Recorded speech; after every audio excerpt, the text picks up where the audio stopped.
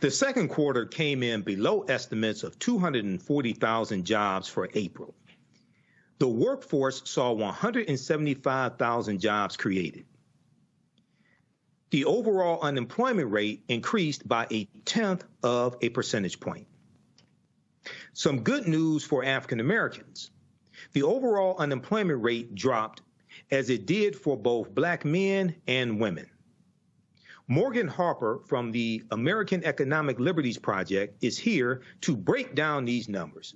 Well, Morgan, welcome back to Roland Martin Unfiltered. Usually I'm on the panel talking to you, but now I'm guest hosting for Roland. So put in perspective. You're the host now. Well, well, Beyonce said she was going to upgrade me, so I guess this is it. But, I mean, that's good. Congrats.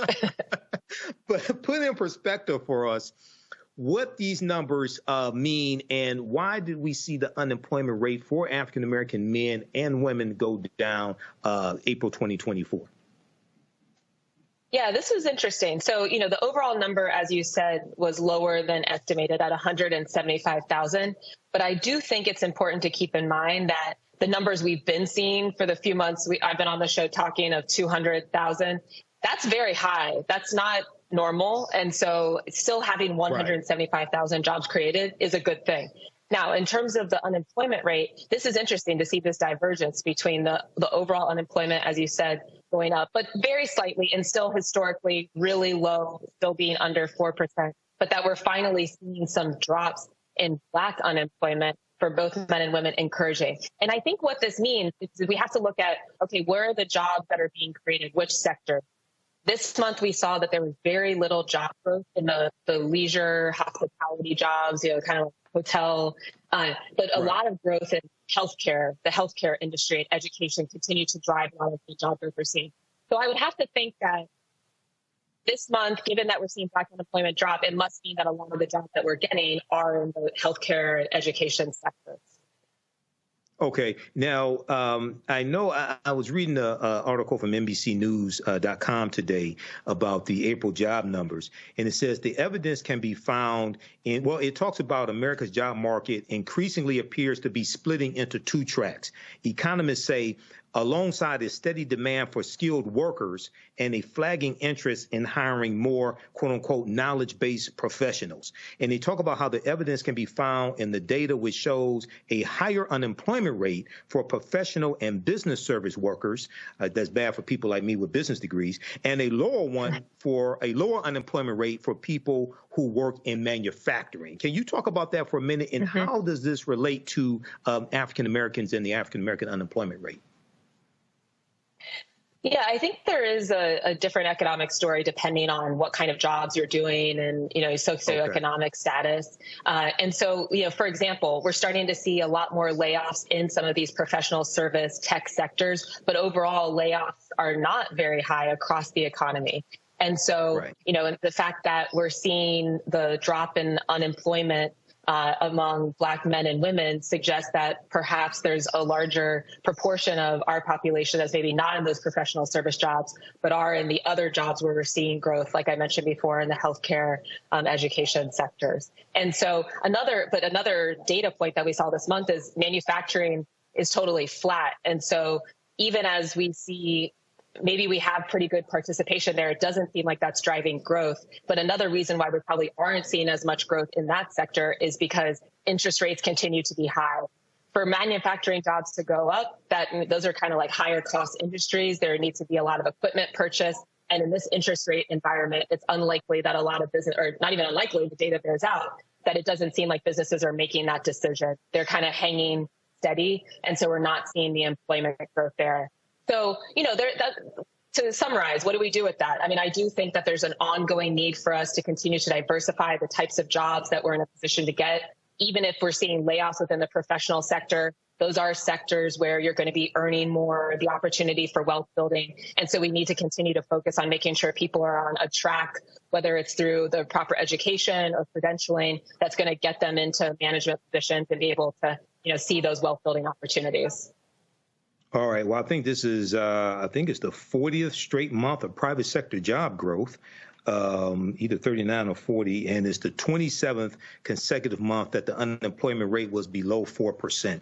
I'm going to go to my panel quickly on this. Let's start with Teresa. Teresa, do you have any questions or comments for Morgan Harper? Yeah, I just want you to, well, Morgan, thank you so much for those numbers, because it definitely is important as we figure out why some of the Black unemployment rates are happening. Is your sets also with those who are entering back into the workforce, like if they were formerly incarcerated? Just curious. The data doesn't really get into that, so it's hard to say. But that would be something interesting to look into. And I think that's where we would need organizations that focus on serving that population to probably do some of their own analysis. But I haven't really seen that kind of like national analysis of looking specifically at the reentry population. I mean, another stat I mentioned that's not directly connected to that, but just in terms of like what's driving these numbers, is we have a very high labor participation rate by women. Like 78% of women are participating in the labor force. And so that's hasn't always been the case. That's something interesting for us to watch. And then again, a policy I know we've talked about before to support that labor participation is we have to have affordable childcare and continue to make sure that women, everyone, but especially to maintain that kind of high labor rate participation, we need to have some childcare behind that, given the number of women who are working and have children as well. All right. Thank you, Teresa. And this is the 40th straight month of private sector job growth. So just so for all those thinking that Republicans are better handling the economy, the evidence does not show that. Cameron, you have a question for Morgan? I do. Thank you again for sharing that information, Morgan. While we're seeing these numbers in generally overall positive, but we've seen inflation like going sky high and rocketing, and people are now feeling like they not only need a job, but maybe need two jobs, or the quality of the job and the wage of the job, or the jobs they're getting allow them to really have a livable wage and keep up. Can you do the numbers really dive into the types of jobs, or the types of jobs that African Americans are getting and people are getting, or if these are just jobs, or are these jobs that are or also reflective of maybe people getting more than one job? Because when you see these jobs numbers and jobless rates numbers, I think they're overall generally positive. But we know that when African Americans, when Black folks, when America gets a cold, we get the flu. And so sometimes I want to make sure our people are actually getting good jobs and jobs that can actually help them advance in America. Absolutely. And, I was referencing this a little bit before. It's kind of hard to say. I mean, I don't think that because of the industries that aren't seeing as much growth, manufacturing, some of the professional services, I mean, those are really career type of industries. It's very much possible that the industry that's leading in the job growth for this month, healthcare, for example, I think the experts say, I mean, a lot of that is home healthcare aides. Those are not necessarily jobs that are going to give you a lot of benefits. There's not necessarily a lot of job security, and that might not be putting our people on a road to, more wealth building and security overall. But it does seem like we might be overrepresented there, given that our unemployment's dropping when overall unemployment's going up. And this was the sector that drove the growth this month. All of that to be said, though, is it just 1 month? And, as I mentioned a lot when I come on the show, we can't interpret too much from just 1 month of data. We have to look at the trends.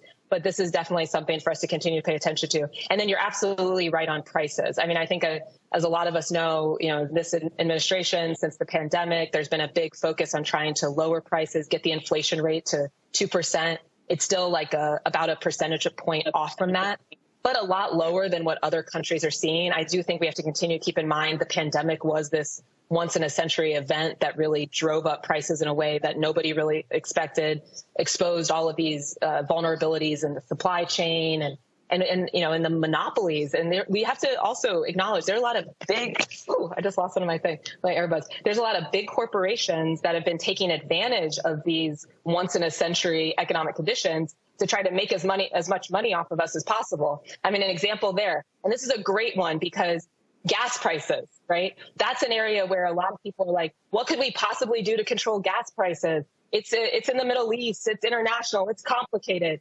And then this week, there was a case that came out through the Federal Trade Commission that showed executives of oil companies were colluding with OPEC to keep gas prices high. So it's very typical to just try to wave all this off. It's complicated, the economy, who knows, so many factors, when sometimes it's just people that are taking advantage of us, keeping these prices high and make it really difficult to get by with just one job. We need the government to expose this, to enforce the law when people are breaking it, and try to bring these prices down. And that has to be a top priority ongoing and moving forward. So agree. Absolutely. So agree. Thank you. Absolutely. Thank you, Cameron. I had a follow-up question for you, Morgan. Looking at the article from the Washington Post today dealing with the April job numbers, employers added 175,000 jobs in April as labor market growth slows. On page 2, it says the rate of joblessness for African Americans, which spiked last month, which would be April 2024, well, the previous month, March 2024 numbers. Yeah, raising concern among policymakers, fell back to 5.6% between March and April 2024. Black workers tend to be among the most vulnerable to weaknesses in the labor market. Last year, 2023, unemployment for Black workers fell to an all-time low of 4.8% amid an exceptionally tight labor market. So can you talk about the weaknesses in the labor market that African Americans are most vulnerable to, and what are one or two or maybe three policies that can be implemented to address that weakness and that vulnerability? Well, this is what we were talking about a little bit before. I mean, these numbers seem to suggest that there are vulnerabilities in the economy, in layoffs and maybe job growth slowing down. But it seems to be in more of the professional services and tech kind of sectors, right? And so that's suggesting that perhaps we're not as involved in or as overly represented in those industries. I do think that's something for us to pay attention to. I mean, you know, for example, it doesn't seem like the layoffs now are hitting the sectors that they usually do. When you think of the economy slowing down, people are losing the job, you think that it's going to be retail, you think it's going to be leisure and hospitality. Some of these more like, you know, how would I say, you know, like not necessarily as permanent of positions that would be the first to go. And that's not what we're seeing right now. So in that way, it doesn't seem like there's a lot of cause for alarm. The other stat that is a positive stat that we're seeing in these numbers is that the gap between Black and white employment is very narrow. It's usually about double, but we're actually seeing that that's narrowing to 1.6 in terms of the difference. And so, in terms of the income level. So this is another positive development. In terms of policies to address this, I'm going to emphasize again, you know, it's just 1 month. And so we have to kind of continue to see. This is a very volatile economy. People haven't been that great at predicting what exactly is going on month to month. And so it's kind of like easy does it. But we know that there are some basic things that need to happen for us to be okay. We need the economy to continue to grow. It is growing. We need to make sure that we're addressing these prices, like the last question that we were just talking about, that is going to hit us more acutely because we don't have the backup of, you know, generational wealth, maybe the savings as much. And so it's very important that our wages are going as far as they can and bring the prices down and enable people to save. And then cutting out the exploitation in the economy that does hit people who are maybe, again, not as affluent. And that involves law enforcement and making sure that we are having, you know, markets. For example, I mean, here's another one I know we talked about before as well. The grocery prices, trying to make sure that we don't have mergers that are going to raise food prices as well. This all needs to come together to create a situation where we can lead financially stable lives. And we still are on the road to getting there. Right. Thank you so much, Morgan. Thanks for coming back on Roland Martin Unfiltered to explain that to us. Okay, we have Roland Martin here at the White House. Hello, Roland. Morgan, don't go anywhere. I literally just stepped back into the studios at the White House for the Presidential Medal of Freedom. I do have a question for you, Morgan. So Vice President Kamala Harris kicked off this Black Economic Empowerment Tour in Atlanta on Monday. She's going to be in Detroit on Monday. I'm going to be traveling with her to Detroit. And one of the things that I've said to them that they also have to be talking about here, and that is you can't just be talking about contracts in Black-owned businesses. You have to bring it home as to how their policies have impacted poor and low-income folks as well, and how their lives would be different. So a lot of these people keep saying, oh, my goodness, rising food prices and housing, things along those lines, which is important. But they also have to make sure to explain to people that the billions that were spent during COVID, that money is not going to be spent again, and Republicans want to attack every program that has actually benefited the most vulnerable folks in the country. I think they have to do a much better job of connecting those dots and tying that into the economy and the election. Your thoughts? I agree. And a lot of people just aren't aware of the developments that have happened over the past 3 years from the administration. Part of that is just the media not necessarily covering it. I mean, I don't know if any of you have, I should say mainstream media. I know you're doing your part, Roland, to try to do a better job of having broader coverage. But if you tune into a lot of these typical stations over the last couple of weeks, I don't know what you're hearing about, but I'm only hearing about protests and Trump. And they're not telling the story of what the good things are that are happening in the economy. Here's an example. Last week, the Federal Trade Commission just banned non-compete agreements. And these are things that oftentimes we think, oh, those are just like high-wage workers. You sign one of those to protect trade secrets or proprietary information. No, increasingly, a lot of low, middle-income folks have been locked in non-competes, people who work in beauty salons, even at fast food restaurants, that if you were trying to go across the street and work at another fast food restaurant, you wouldn't be able to do that legally because you had to sign a non-compete to take on that job.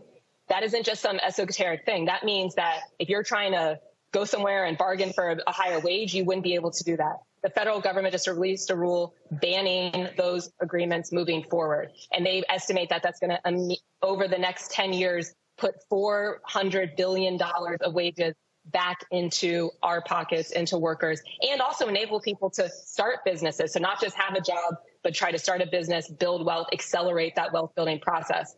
That had never been done before. That wasn't contemplated by a lot of people even 5 years ago. And that happened in this administration over the past 3 years. That's the story that we need to be telling. And there's just so many examples like that. But I think especially when we look at some of these bigger legislative packages that got through, they will take a little bit of time to show that impact. So, looking at the Inflation Reduction Act, creating the incentives to invest in more of the climate industry, environmentally friendly industries, these manufacturing jobs. Like we were saying, we're still not seeing a lot of growth in those jobs because probably more of the interest rates, but the infrastructure is being built to see that benefit coming. Now, the key there, though, is having stakeholders on the ground. And that's why I'm so glad you're saying this economic tour is happening. You're a part of it, because we need to make sure that we have local elected officials on the ground that are feeling the pressure to ensure that the way these programs and policies and the tax credits get implemented are actually hitting our community, that we're getting into the workforce development programs that are going to put you on the road to a trade that will be able to earn over $100,000. That doesn't just happen by creating the program. We need to make sure that we have that pipeline and people on the ground know that that is their responsibility to get to the implementation of these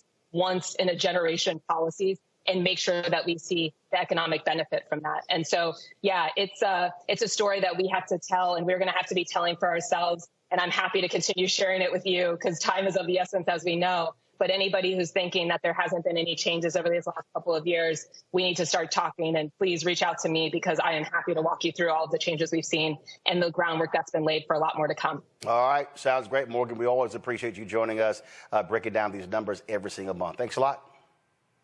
Good to see you. Good luck in Detroit. All right, absolutely. Folks, as I said, on Monday, Vice President Kamala Harris travels to Detroit to give us an economic speech. I will be accompanying her. We actually thought the event was on Wednesday. I got some information. And so as I was going through the line with the president, vice president, she said, so you on the trip on Monday, huh? And I'm like, where we going on Monday? And so we will be traveling with her again on Monday to Detroit. And so we will, of course, live stream her speech right here on the Black Star Network. I will be dropping in reports. I just got the notice, and we're going to be landing about 6:45. And so my goal is to be live. We'll be live at 6, but hopefully I will be able to quickly set up and go live at 7 o'clock from Andrews Air Force Base when we get back. So look forward to that coverage taking place on Monday. Got to go to break. Article here. Give us a thumbs up. Give us a heart. Give us a like on this broadcast. How's everybody doing? Welcome to the African History Network show. It's Sunday, April 28th, 2024. Also, be sure to register for the online history classes that I teach on Saturdays. Ancient Kemet, the Moors, and the Ma'afa, Understanding the Transatlantic Slave Trade, what they didn't teach you in school. Our next class is Saturday, May 4th, 2024, 2 p.m. Eastern Standard Time. And we have the link here in the thread of the broadcast also. And I'm going to post it here as well. Back to that. All right, now, when I was on Roland Martin Unfiltered on Friday, we discussed this story and the news out of the White House that Vice President Kamala Harris is going to do a economic empowerment tour. Hold on, where is that article?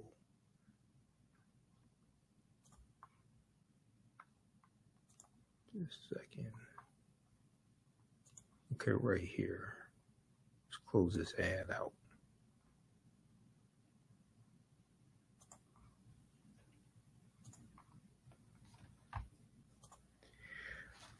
Okay, so when I was on Roland Martin Unfiltered on Friday, April 26th, we discussed this story, this news from the White House that starting April 29th, Monday, April 29th, Vice President Kamala Harris was going on what is called a economic opportunity tour.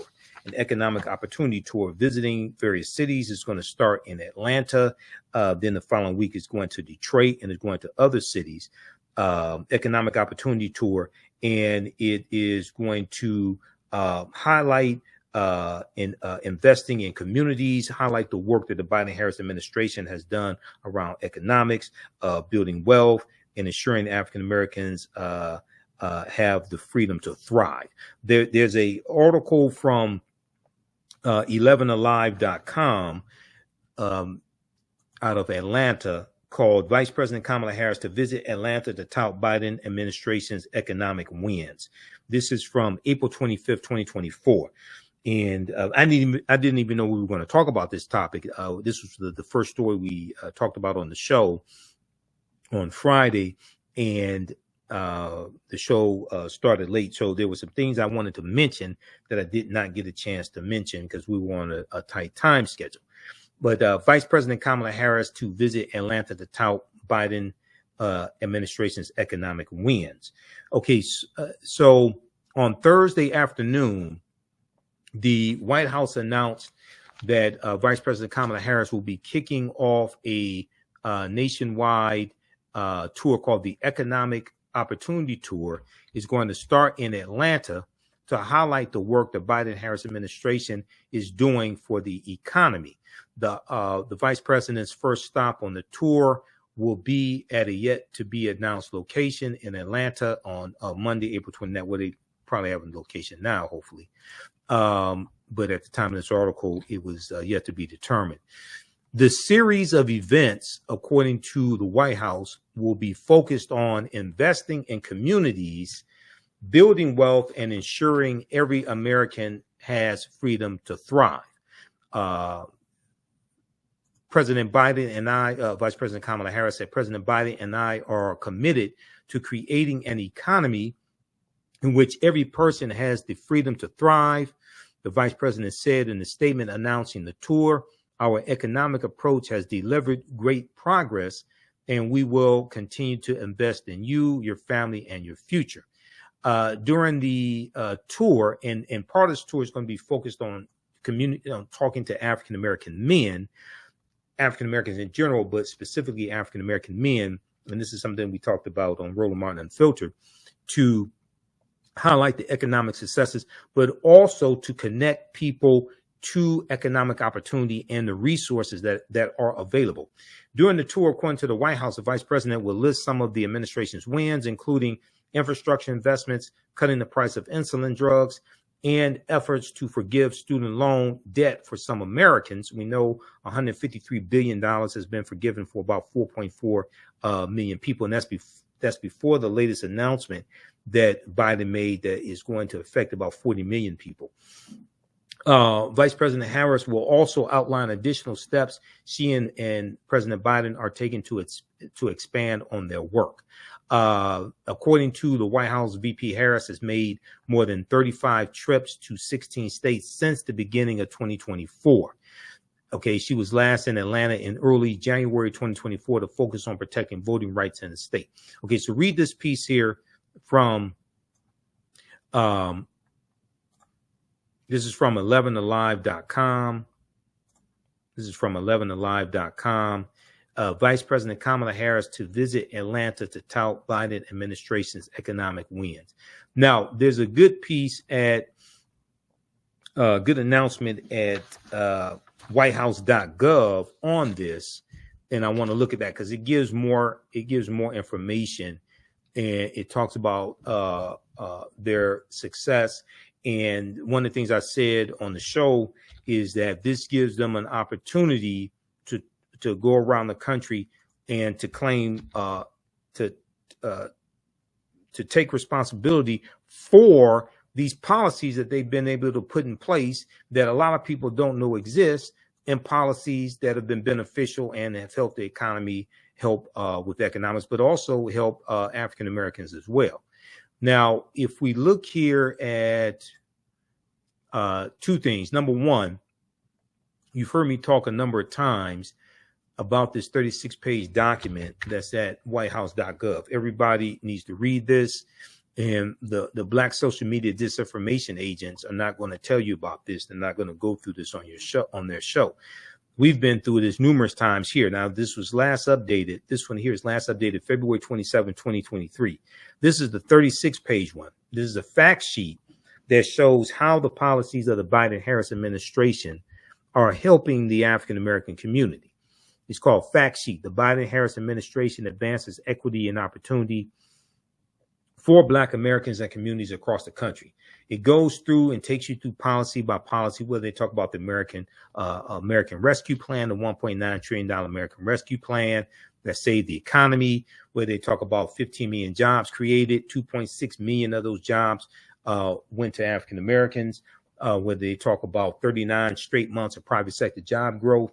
We know the March 2024 numbers, 303,000 jobs created, 3.8% unemployment rate. But they go through category by category, creating opportunities and good paying jobs, et cetera, and show you how these policies are helping African Americans, where they talk about the $1.2 trillion infrastructure bill, making critical investments in Black families and communities in the American Rescue Plan that no Republicans in the House or the Senate voted for, historic expansion of the child tax credit, cutting child poverty to record lows for Black children. It lifted 1 million African American children out of poverty. Now we know that child tax credit, the way that they did it in the American Rescue Plan, we know that that was only good for 1 year and expired, but you can get it back if you take back control of the House of Representatives and go from 51 Democrats in the Senate. If you go to like 55, then you can change the filibuster or get rid of the filibuster altogether. Okay, so you can get it back. That made a tremendous difference. Supporting child care providers and reducing child care costs for Black families.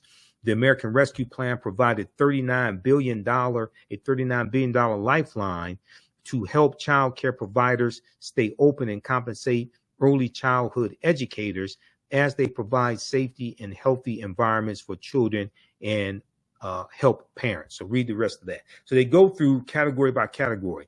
the American Rescue Plan tripled the earned income tax credit for 17 million workers without dependent children. Okay. They talk about things like $7 billion invested in HBCUs, $7 billion allocated for HBCUs, $5.8 billion in 2021. There's been a record amount of funding for HBCUs under the Biden-Harris administration, ensuring Black homeowners get full value for their homes, et cetera. Okay, so go through and read this. This is a 36-page document at whitehouse.gov. It takes you through policy by policy and shows you how the policies of the Biden-Harris administration are helping African Americans. Now, overwhelmingly, Republicans are against these policies or voted against them overwhelmingly. And even when you look at the $1.2 trillion infrastructure bill that 19 Republicans in the House and 19 Republicans in the Senate and 14 Republicans in the House voted for, that's 34 Republicans, but that's out of approximately 240, 250 Republicans that were in office in the House and the Senate, combination of the House and the Senate. 50 were in the Senate. Okay. Out of about 250 Republicans, only 34 voted for the infrastructure bill, even though many Republicans want to take credit for infrastructure dollars coming to their districts or coming to their states, even though they overwhelmingly voted against the bill. Imagine that. All right, now, the announcement at whitehouse.gov is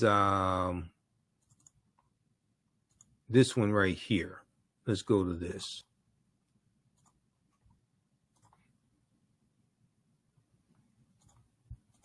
Vice President Kamala Harris launches nationwide economic tour. Okay, this is from this is a press release, April 25th, 2024.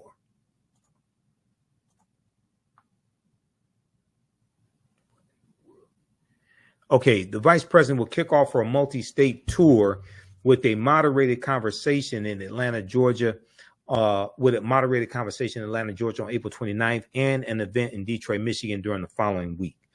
Okay, so it talks about economic opportunity tour, and then it goes and let's see.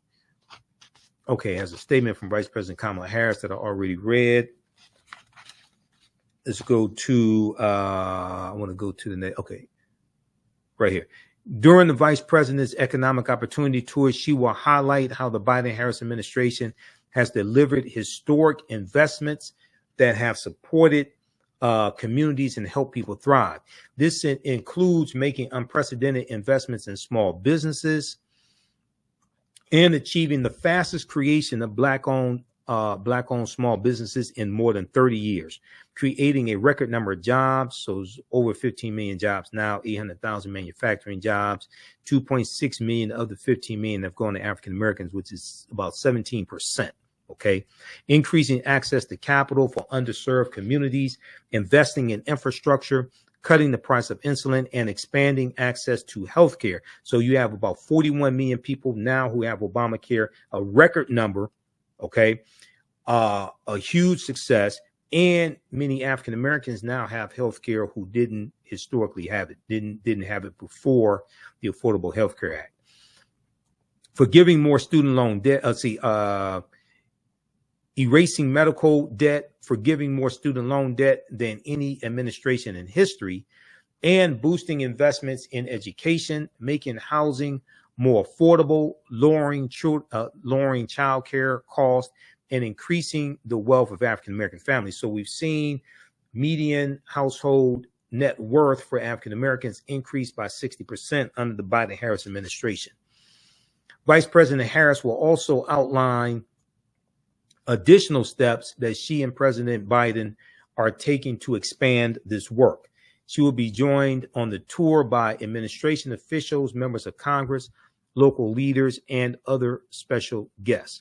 Now, what they have accomplished, compare that to what Republicans are talking about, how Republicans have voted, and the policies Republicans support, because overwhelmingly Republicans voted against these policies. okay, or are against these policies. Now, the vice president's tour is a continuation of her nonstop travel to communities across the country. And let's see here. Let's go right here. She has made more than 35 trips to 16 states since the beginning of 2024. This includes, and I encourage people to follow Vice President Kamala Harris on Instagram as well as Joe Biden. Go to, if you just follow, because you got all these dumbasses out here who say things like she's not doing anything, she doesn't say anything. That's a blatant lie. Okay? If you just go to Instagram and follow VP on Instagram, if all you did was look at pictures and watch video clips, you would get an education on what's taking place. Okay, she has not been silent. What happens is a lot of the white media does not cover Vice President Kamala Harris. Okay, that's what's happening. A lot of the white media does not cover Vice President Kamala Harris. TheGrio.com does better coverage. April Ryan for TheGrio.com does better coverage than a lot of mainstream media does in covering Vice President Kamala Harris. She has made more than 35 trips to 16 states since the beginning of 2024. This includes consistent travel to meet with small business owners and entrepreneurs in underserved communities to discuss challenges and opportunities they face.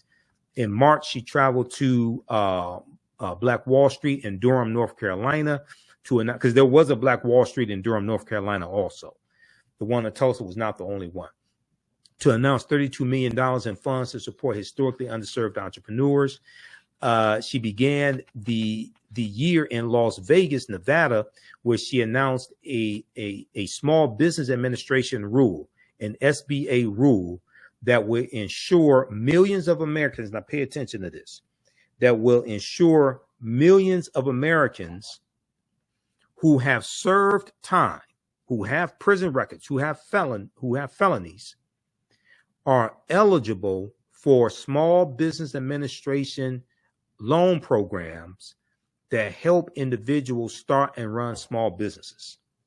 Okay, who has heard about this? The vice president has long been focused on ensuring that minority, rural, and low-income communities have the capital and resources they need to thrive and support small businesses. Last year, she announced that the Treasury's community development financial institutions, the CDFIs, the CDFI fund has awarded over $1.73 billion in grants to 603 community development financial institutions, CDFIs, across the country. Let's see here. Let's go down. Let's skip down here. You can read the rest of this here. Okay, read the rest of that. That's at whitehouse.gov.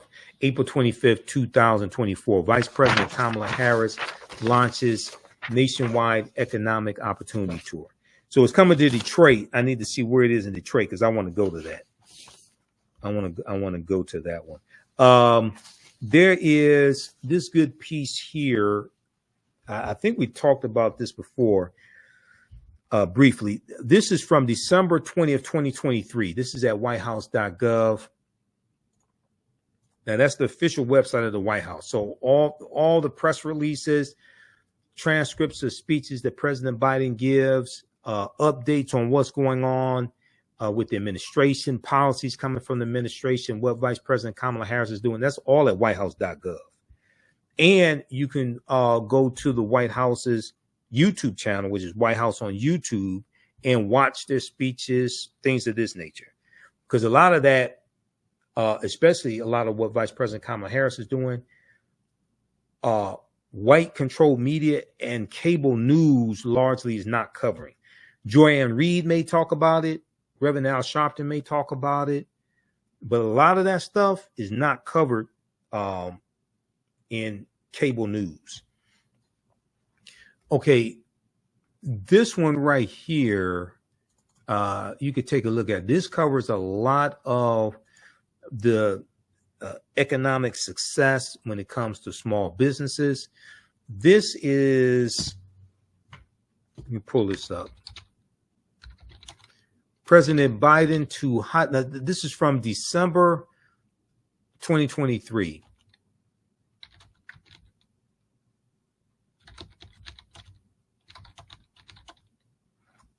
President Biden to highlight how his investing in America agenda has led to a Black small business boom.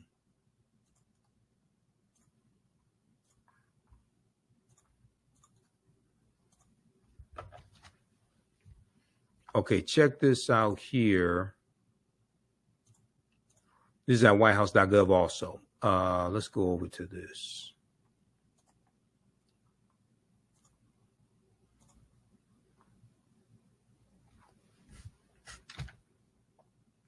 From December 20th, 2023, fact sheet, President Biden to highlight how his investing in America agenda has led to a Black small business boom. And in here, I'm not going to go through the whole thing, but it talked about Biden visiting the Wisconsin Black Chamber of Commerce. Okay. Says today, President Biden will visit the Wisconsin Black Chamber of Commerce to highlight how Bidenomics is helping drive a Black small business boom and announce new investments in Milwaukee and communities across the country. Under President Biden's leadership, the United States is on track to have the strongest, on track to have the 3 strongest years in history for new small business applications, and with Black business ownership growing at the fastest pace in 30 years. With Black business ownership growing at the fastest pace in 30 years. Okay, now if we skip down here, it talks about while President Biden highlights historic investments from his administration to support small businesses, including Black-owned businesses, extreme Republicans in Congress have repeatedly tried to dismantle the president's small business agenda. Every single Republican opposed the $1.9 trillion American Rescue Plan, which helped small businesses stay afloat during the pandemic and spurred a record small business boom. Okay, many Republicans in Congress, including Wisconsin Senator Ron Johnson, who spreads a bunch of conspiracy theories, opposed the bipartisan infrastructure law. They also want to repeal key provisions of the Inflation Reduction Act that are lowering healthcare costs, lowering prescription drug costs, and lowering energy costs. President Biden will continue fighting for opportunity for working families and small business owners, while Republicans in Congress want to return to failed trickle-down economics that for too long left too many communities behind. Okay, now it goes on to say, let's look at this.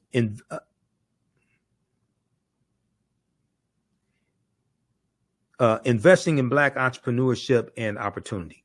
Okay, so they talk about the Hero Plumbing company in, I think that was the one in Wisconsin.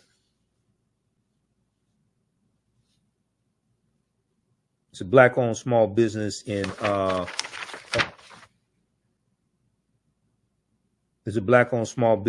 Milwaukee, Wisconsin, that is removing lead pipes in Milwaukee. Okay, now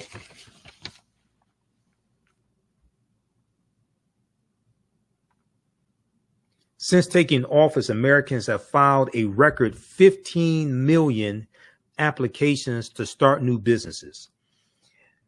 Black business ownership is growing at the fastest pace in 30 years, and the share of Black households owning a business has doubled between 2019 and 2022 after falling between 2007 and 2019. When Black businesses do well, they create jobs, generate wealth in their local communities, and make the broader economy stronger. As a result, Black wealth is up a record 60% from before the pandemic, and Black unemployment has reached historic lows. So we know in 2023, the unemployment rate for African Americans reached the lowest it's been since 1972. And 1972 is when they started keeping track of the unemployment rate by race. The administration's investment in Black entrepreneurs is producing results, including nearly $70 billion, a new record in fiscal year 2022 on federal contracts awarded to small disadvantaged businesses, $12 billion in community lenders to expand access to capital and resources to too often sidelined entrepreneurs. The U.S. Department of Treasury estimates that these investments in community lenders will result in a $50 billion increase in lending to Latino communities and a nearly $80 billion increase in lending to Black communities over the next decade. $10 billion in states, tribes, and territories to launch and expand capital access programs for roughly 100,000 small businesses, including $79 million in Wisconsin. Then they talk about new investments in small business growth and local communities across the country. Okay, so you can read that as well. And then I want to go to the next segment here. Today's announcements. This is from, once again, this update is from December 20th, 2023. Today's announcements build on historic progress and investments in Black-owned businesses. So it outlines the American Rescue Plan is supporting small business, including Black-owned small businesses in Wisconsin and around the country through a $10 billion investment, including $79 million in Wisconsin to help small businesses access the capital that they need. Then they talk about, let's see here, the largest ever dedicated federal investment to connect minority small businesses to support. Hold on, did I skip something here? Okay, we got that. Yeah, the Small Business Administration, the Small Business Community Navigators pilot program provided $100 million in funding to 51 organizations, including the U.S. Black Chambers of Commerce and the National Urban League, that worked with local groups to connect entrepreneurs to resources to help their small businesses recover and thrive. A recent Small Business Administration analysis shows that community navigators provided training and counseling to more than 350,000 small businesses, and roughly 43% of the businesses served were Black-owned businesses. Roughly 43% of the businesses served were Black-owned businesses. The largest ever direct federal investment in small business incubators and accelerators. Okay, read that as well. They talk about delivering $150 million in support for small businesses in Wisconsin. And President Biden's Small Business Administration delivered $50 billion to small businesses in fiscal year 2023, with a major increase in support for underserved businesses, including Black-owned businesses. Since 2020, the share of Small Business Administration's loan portfolio going to minority-owned businesses has increased from 23% to 32%. The number and dollar value of SBA-backed loans to Black-owned businesses has more than doubled since 2020. Then they talk about achieving record federal contract spending on small disadvantaged businesses. In 2022, the Biden-Harris administration awarded a record-breaking $163 billion in federal procurement opportunities to small businesses. This is why they said that. Okay, read the rest of that. Then they talk about the CHIPS and Science Act, supporting small and disadvantaged businesses through CHIPS Act funding. Okay, there's more you can read. I don't have time to get through all this. Read the rest of that. And okay, they also talk about supporting small and minority-owned businesses in clean energy industries. All right, so read that. And those are going to be some of the things Vice President Kamala Harris talks about, but also connecting people to the resources, telling them how to take advantage of resources already allocated. All right, now, let me post this link here also.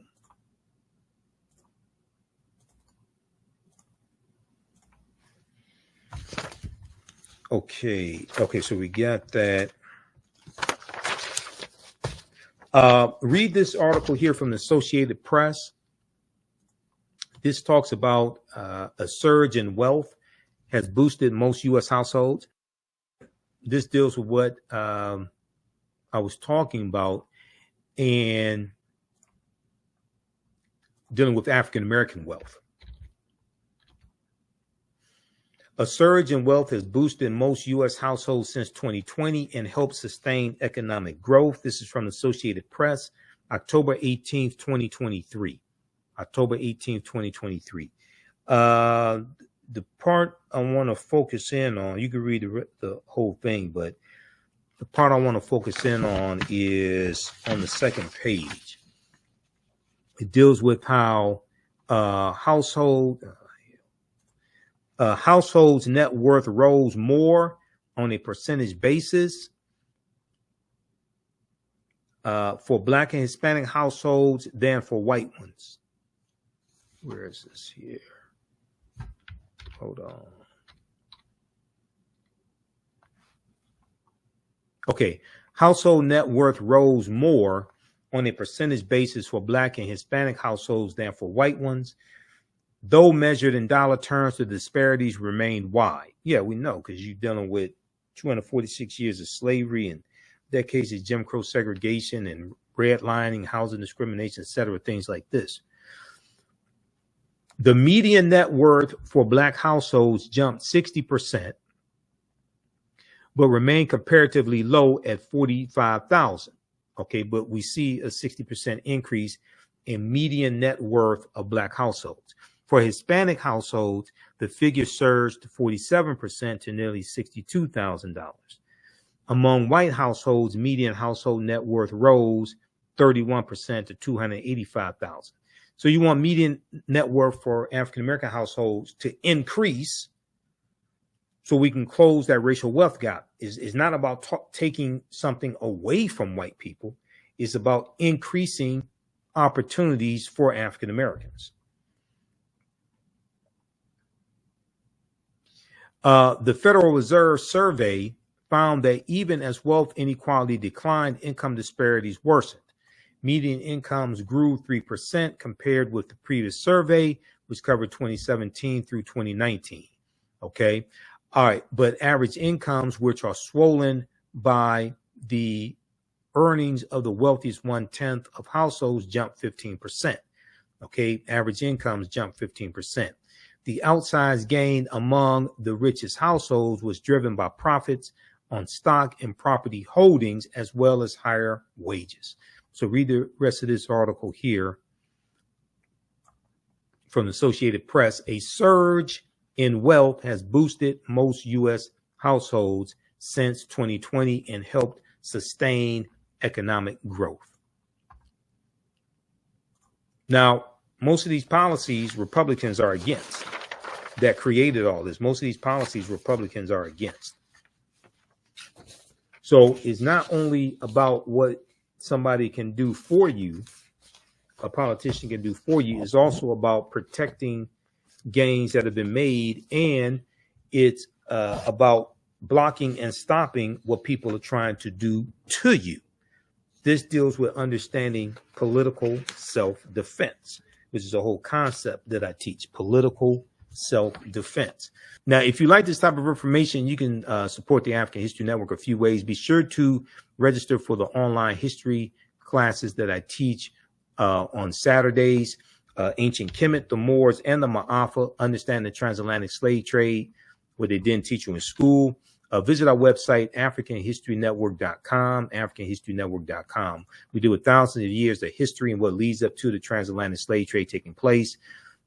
This is a 10-week class. We're doing more than 2 weeks this time around. Next classes are Saturday, May 4th, Saturday, May 11th, Saturday, May 18th, and Saturday, May 25th, 2024, 2 p.m. Eastern Standard Time. Click right here to register here for the class. The class is on sale $60, regularly $130. We do the sessions live. All the sessions are archived and recorded. You can go back and watch it any time. So a year from now, 2 years from now, you can still watch the entire course. We have the lesson plan here for the entire course also already laid out, so you can look at the content that we cover. We deal with 80 to 100 articles, and I put together this class. I've been teaching this class on and off since 2017. Okay, I've been studying history 34 years now. Do lectures across the country. Been hosting the African History Network show 14 years. But we look at there's over 200 slides that I put together, 80 to 100 articles that we'll go through and look at. The 15 books that we reference. You don't have to buy any of these books to follow along in class. I'll show you excerpts of the books on the screen usually. And we'll look at video clips of interviews I've done with historians like Professor James Small, Professor Kabahai Wapakamane, Anthony Browder, who wrote Nile Valley Contributions to Civilization, which is one of the books we use in the class, Runoko Rashidi, who wrote Black Star, The African Presence in Early Europe, which is another book that we use in the class, okay? So you can register for this. This content is PG-13. You can use this information with your children as well. Visit our website, AfricanHistoryNetwork.com. AfricanHistoryNetwork.com. Okay, and we'll post the link here. The link's in the thread of this broadcast. And you can support us through PayPal and Cash App, $ the AHN show through Cash App, $ the AHN show through Cash App, and through PayPal, paypal.me/the AHN show. So we have the information right here on the website as well. This is our official Cash App account, $ the AHN show, SHOW. When you go to it, it'll say Michael and show my picture there. These are fake African History Network Cash App accounts here that have been stealing money from us. There are a few other ones out there I've identified. I'm still trying to get them shut down. You can click right here on our link and it shows our QR code, okay, for Cash App. This helps us stay on the air, keep doing the research, pay some of the bills, etc.